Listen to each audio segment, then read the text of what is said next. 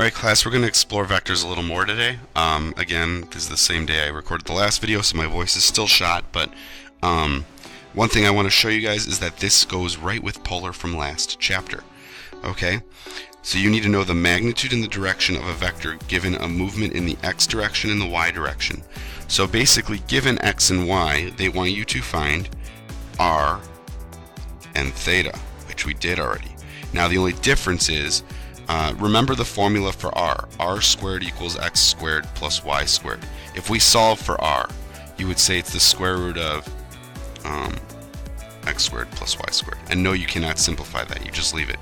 So the magnitude of a vector, by the way, is denoted by, it looks like a double absolute value symbol, is equal to the same thing, except for we're using the letters that we use for the vectors.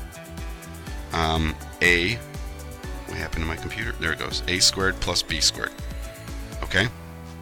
Well, the direction can be, usually in vectors they use alpha, but you can also use theta.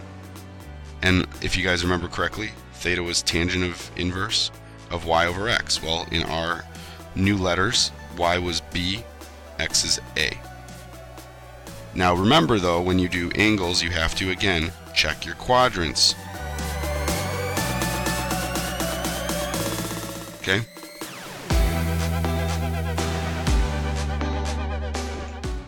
So here's how we do this. Find the magnitude and direction of that. Well, basically I'm telling you the x movement is -2, the y movement is 7. So the magnitude of the vector is just finding r with those. So it's the square root of that squared plus this squared. So it's the same formula, it's Pythagorean theorem, it's everything we know. Remember, this is just a triangle with, oh actually, you know what, let's graph this vector, what this means. So, and usually when you graph vectors, I like to start at 0, 0, it's easiest to do. This is saying it goes 2 to the left and 7 up, which is a pop. Alright, there we go. So that's the vector. By the way, note that this is quad 2. That one is. Alright, so anyway, if we do this, we get 49 plus 4, which is the square root of 53. You can leave that or give me the decimal. I don't really care at this point. It's fine to leave it for now. Now we need to find the angle or the direction of where this vector is. So we do what we did last chapter. We do y over x. And when you type that in your calculator, you have to be careful that you're first of all in degree mode, and you get -74.05.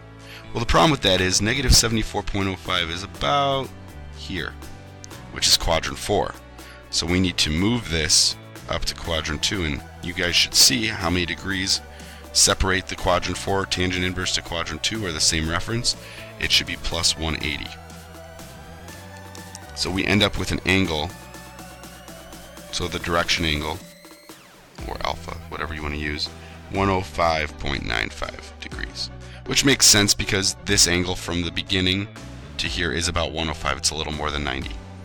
So we did it. So again, same thing as polar. This is also the same thing as polar. This is literally like what we just did tests on. I want to find x and y given magnitude of v, which is like r, and alpha, which again is like theta. So if you remember correctly, x equals r cosine theta.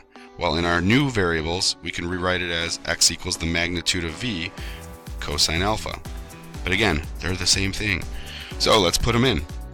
It's 10 cosine angle, which when you type that in, you get a negative 6.43.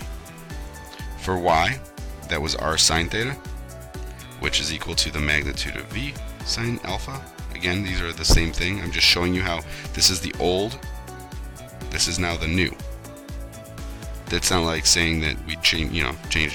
So it's 10 sine 230. Again, you just go to your calculator and type that in, make sure you're in degree mode, and you get -7.66.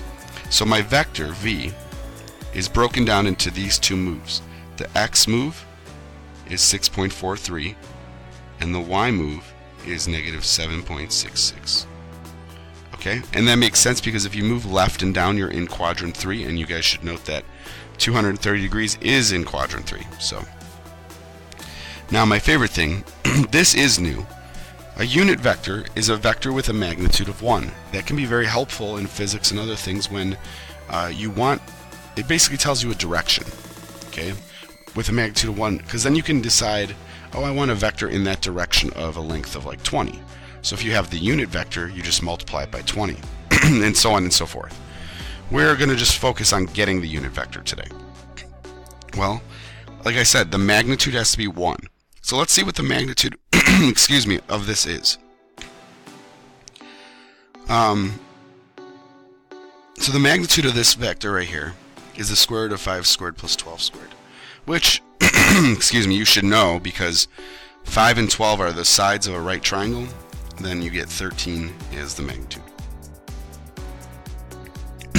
So, if this vector has a magnitude of 13, and we want it to be a vector with a magnitude of 1, we just need to divide it by its magnitude. And that's true about any vector. If I have any vector and I know its length, if I want it to go to 1, I divide by its length. So that means the formula for the unit vector of v, by the way, note the different in notation here. It's now v hat, which is saying that that has a magnitude of 1. You take the original vector and divide it by its magnitude. So in our case, we're going to say the unit vector of v is 5i plus 12j divided by 13. Now some people were like asking, hey, can we leave it like that? Yes, you can if that's all I'm asking, but sometimes we do stuff with these. So you can rewrite it as the two separate components.